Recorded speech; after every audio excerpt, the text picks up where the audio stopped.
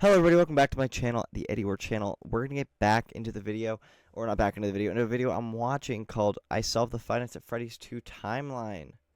The FNAF 2 movie just answered a ton of questions surrounding the FNAF timeline. But what I'm curious about is if those answers can be used to solve the timeline of the games. The FNAF 1 movie made it pretty clear that the movies are in a separate timeline to the games. There's important characters and scenes from the games that are straight up just absent or even changed in the movies. For example, in the first movie, we see the scene where Afton gets spring-locked, with all of the animatronics surrounding him, then dragging him away to the secret safe room. In the games, not only does the scene already take place in the safe room, the physical animatronics aren't even present. Afton disassembles all of the animatronics right before he gets spring-locked, and because of this, only the spirits themselves, movies and games, is anything we can take from the movies to help. Also, it's clear that in the games, I don't get it. Well, I mean, I do get it, of course, because in the movie, their kids are not stuffed into the animatronics. That is very clear, as you can see with, like, Foxy. Help solve the game's timeline. Make sure to subscribe and let's get started. One of the biggest reveals in the movie is actually something we learned from the trailers. You're thinking of the franchise location. This is the original. The FNAF 2 location with the toy animatronics was the original Freddy Fazbear's Pizza. I think they did that only because we know that in the game's timeline, the Five Nights at Freddy's 2 is a prequel in itself. So that's what I'm gonna get at, I guess. FNAF 2 Pizzeria is apparently the first and only one of its kind. Yeah. We were thinking the other way around, though. That's the thing. This pretty much goes against literally everything we thought we knew about the FNAF timeline. The common consensus was always that there was the original Freddy's, then the toy location, and then back to the original Freddy's. So I guess the question is, in the games, can the FNAF 2 Pizzeria really be the original Freddy Fazbear's Pizza? Well, Yeah, it can. You know why?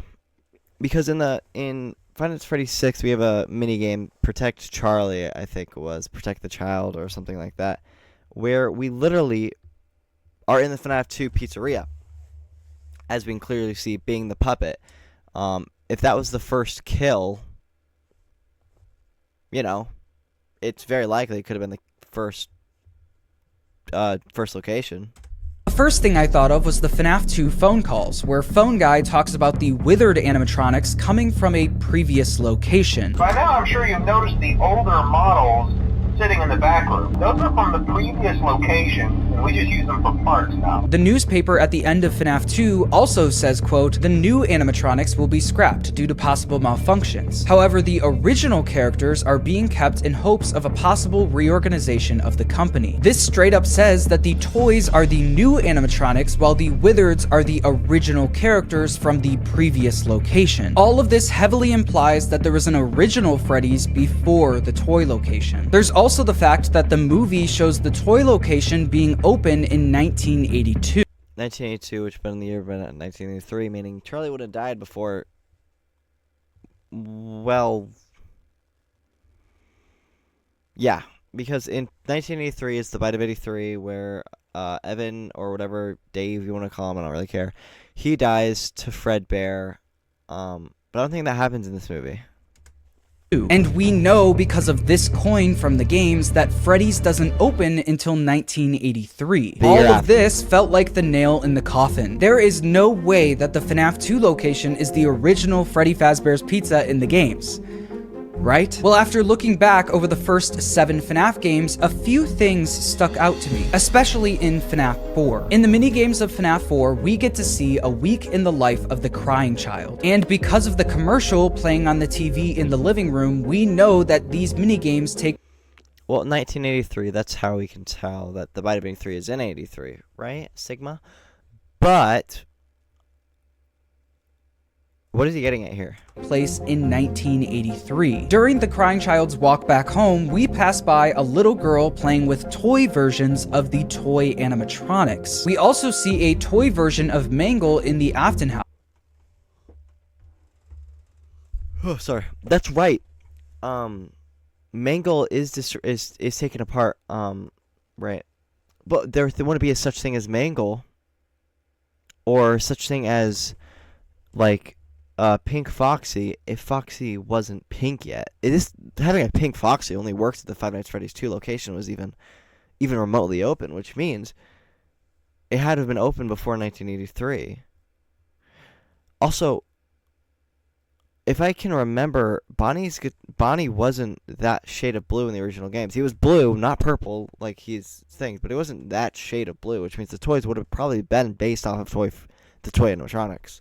In 1983. Why would there be toy versions of the toy animatronics all the way back in 1983? Well, maybe it's because the toys existed before 1983. In the movie universe, we know that the toys existed in 1982, and because of this, one of the other big reveals is that all of the toy animatronics are actually Springlock suits. So is there any proof that the toys in the games are also Springlock suits? Well, the way that Scott has portrayed Springlock suits has actually been pretty consistent throughout the years. In the most recent FNAF game, we learned that Springlock suits feature 3 prongs on the front of the torso that can fold in and out. And this is actually identical to what we see in the first movie. In the FNAF 1 movie, we see those same 3 prongs on the torso of the endoskeleton that can fold in and out. These are 2 fairly recent examples of what Springlock suits look like. But even if you look back at the original design of Springtrap, you'll find something pretty similar. We actually never get to see Springtrap's endoskeleton in-game, but in one of Scott's FNAF anniversary posts on scottgames.com, he posted a behind-the-scenes look at the design of Springtrap, and specifically his endoskeleton. He even gives us a zoomed-in look at the torso of the endoskeleton,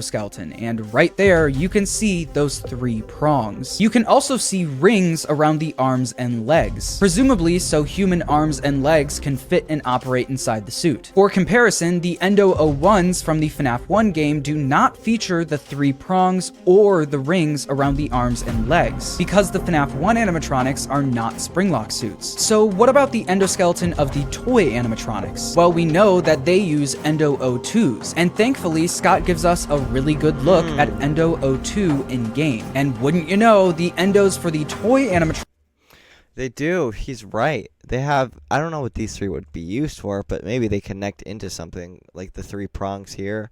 We have the holes here, like the very strong connection. have those 3 prongs on the torso and the rings around the arms and legs. Are the prongs exactly the same as the rest of the Springlock endoskeletons? No. But do I think it's close enough, considering Scott probably didn't have much of the story planned when he was making FNAF 2? I think it could go either way. If Scott made a post tomorrow saying that this is a Springlock endoskeleton, it would be somewhat believable. And if he made a post saying the opposite, I think it would also be believable. The combination of the 3 prongs and the rings around the arms and legs is what really gets me. This movie feels like Scott is trying to give us answers to the games, but there's so many little but big things holding me back from accepting those answers as canon. For example, the coin saying that Freddy's opened in 1983. Yes, I think I could come up with a way to explain this away. If you look at the design of Freddy used on the coin, you'll notice that it's the FNAF 1 Freddy, which is the design used for the franchise locations. Since 1983 could be referencing the start of the franchise locations after the original Freddy's with the toy animatronics shut down. There's also the fact that the gameplay for FNAF 2 takes place in 1987, not 1982. But just because the gameplay takes place in 1987 doesn't mean the pizzeria has to be open in 1987. The movies and books have established that security guards are hired to work at Freddy's long after the restaurants shut down. Like I said, there is a way to explain all of these problems away, even if it is a little bit convoluted. But the one thing I keep going back to is this newspaper we see at the beginning of FNAF 2, where it says, "Come be a part of the new face of Freddy Fazbear's Pizza." This heavily implies that there was a previous face of Freddy Fazbear's Pizza, along with a previous location. Wouldn't it be easier just to say it was Fredbear's? I mean, Fredbear's is not out of the question. It was still a location, and most likely the startup of the company. If they went from, because this is a very Fredbear design here. What if in 1982 or 1981 they had Fredbear's? Or 1983, what if 1933?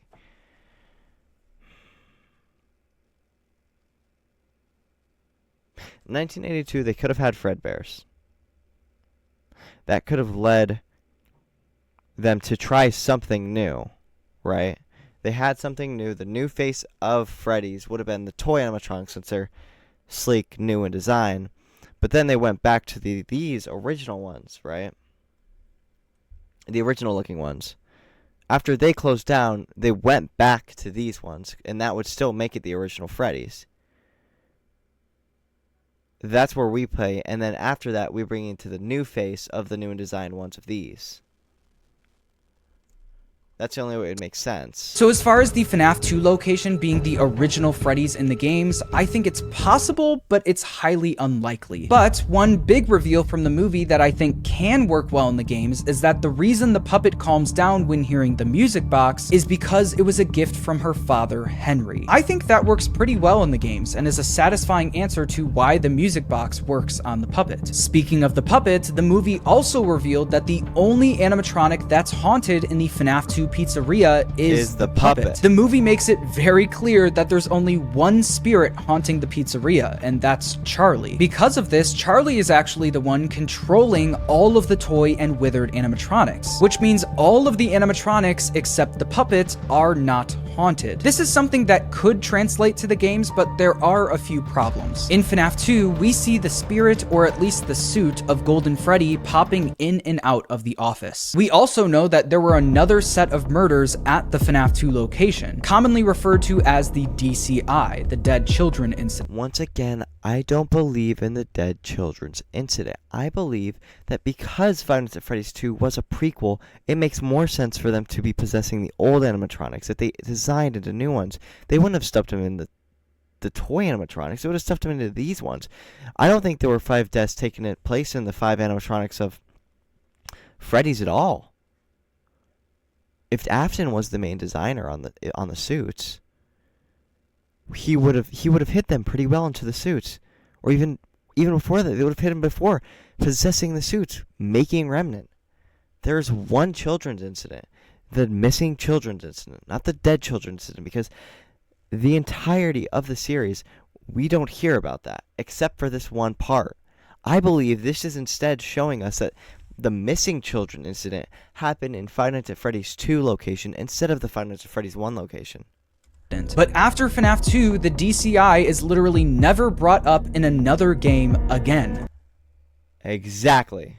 This makes me think that Scott didn't intend for these to be kids in this minigame. I think they're meant to be adults. We see in both the first and second movie instances of adults entering the pizzerias and getting killed by the animatronics. In the second movie, we see Michael Afton offering to give the ghost hunters a tour of the restaurant, only for the toy animatronics to kill them. And if you look at Michael's outfit, you can see he's wearing a purple polo shirt and a big gold security badge on his chest, just like the purple guy we see in the FNAF 2 minigame. Maybe this purple guy isn't meant to be William, it's meant to be Michael Afton, luring adults into the pizzeria to their deaths. But here's the problem. We see in the opening scene of the movie that Charlie is desperately trying to tell the adults that a kid was being kidnapped, but they all ignore her. This ends up being the reason Charlie gets killed. And now that she possesses the puppet, her goal is to kill all of the adults that she can, because they failed to help her that day. This might even be why Henry had to create Lefty in FNAF 6 to capture the puppet. He knows that she's out of control and wants revenge against the adults. What happens in the movie actually could line up pretty well with the games. In Charlie's death minigame, we do see her outside of the pizzeria screaming for help through the window. And because no one helped her, she gets killed by William. The adults at the restaurant failed her in both the movies and the games. And in the FNAF 2 phone calls, we hear that the animatronics at the pizzeria are fine with kids, but act differently around adults. But the characters have been acting very unusual, almost aggressive towards the staff. They interact with the kids just fine, but when they encounter an adult, they just stare. Okay.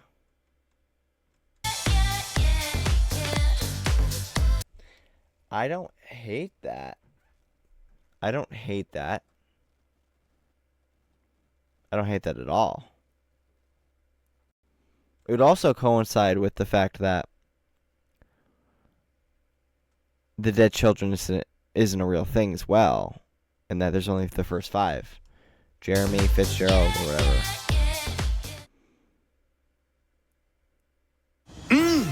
Brownie Crazy Puffs and Mountain Dew Mango Rush. Together for just $4.99. Everyone wants in on this deal. No, I We don't. even get a line from Vanessa in the movie where she says that Charlie doesn't blame Afton for her murder, she blames the adults that failed to help her, which also lines up with her voice lines from Ultimate Custom Night. I recognize you, but I'm not afraid of you. Not anymore. I don't hate you, but you need to stay out of my way. Charlie is only mad at the adults, and that's kind of the problem. In the minigame where we see the DCI, you can see the puppet running around the pizzeria with the words "save them" being spoken letter by letter. It's S-A-V-E-D-H-E-M.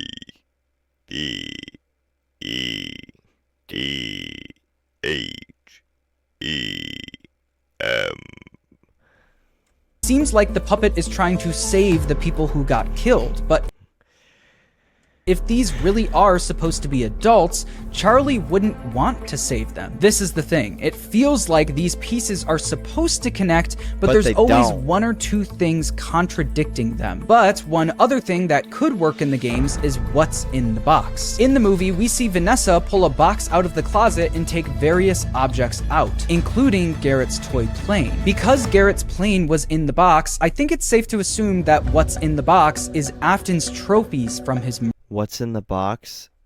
It's the pieces put together, though. The pieces of the children's death?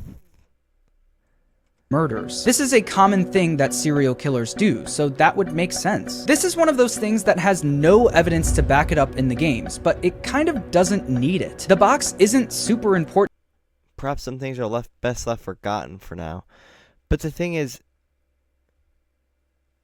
what's in the box, it's the pieces put together. Wouldn't it make sense for that, To though? the story currently, so whether this is what's in the box in the games or not doesn't really affect anything. So until Scott says otherwise, this is probably what's in the box. Next, we gotta talk about Circus Baby. After I saw the movie That was weird. That was really weird. For some reason, she appeared in the movie and didn't do a single thing. She sat there, was like, and then just nothing else. for the first time, I told you that there was one scene that made me jump out of my chair, and this was it. But one thing that didn't hit me until after I left the theater is that Vanessa in this dream sequence looks to be the same age she was when Charlie died, meaning that we have a fully functioning and built Circus Baby as early as 1982. And not only that, her eyes are already green. In the games, this would mean that Elizabeth already possesses Baby. But it doesn't seem like Elizabeth exists in the movie universe, at least that we know of. I can only hope that we learn more about when Baby was built in the third movie, because figuring out when Circus Baby's Pizza World opened would help a lot with creating a timeline. But if this part of the movie really can be put into the games, then Elizabeth being the first death in the franchise is not out of the question. With this, I think we're gonna have to wait until we get more info in the third movie. Once again, I am not saying the movie universe is the same as the games. I think what I've learned from researching for this video is that the movie franchise really does take parts of every corner of this franchise and mixes them all together. There are things we can take from this movie and use in the games that are pretty satisfying in my opinion, but a lot of things just don't work, and that's okay. Unless there's something big that I'm missing, and in that case, Scott, if you're watching, feel free to let me know in the comments if you want. Subscribe if you enjoyed, and thanks for watching. Good video, good video, good video, good video. I did like that video. I do have some counterpoints in a lot of it, but all in all, I thought it was a good video. I thought some of the points he had were good. I felt like it's just some of the things, like, I just don't think the dead children incident happened. It just doesn't make a whole bunch of sense for him to kill 5 kids, kill 5 more kids, and then what? Nothing? And also, that's another problem, is that in Five Nights at Freddy's 2, we're not in the Five Nights at Freddy's 1 location. For the dead children incident. No, we are, sorry. For the dead children incident, we're in the Five Nights at Freddy's 2 location, right? Instead of the Five Nights at Freddy's 1, which we've been in for every other minigame at that point. So, I think that the dead children incident minigame is pointing towards the fact that No, the first 5 missing kids weren't in the first location, or the first location we play in, of course. But instead, that's where they were killed and murdered, stuffed into the prototype suits, but the withered suits, taken to the FNAF 1 location, fixed by Afton, right? And then that's what happens, is they're destroyed, the remnants are taken, put into the animatronics, in sister location. That's why Ennard exists. And then everything else courses from there. You know what I mean? It just makes more sense to me like that. But other than that, I'm good. I'll see you in the next one. I love you, love you, love you. Good. Bye.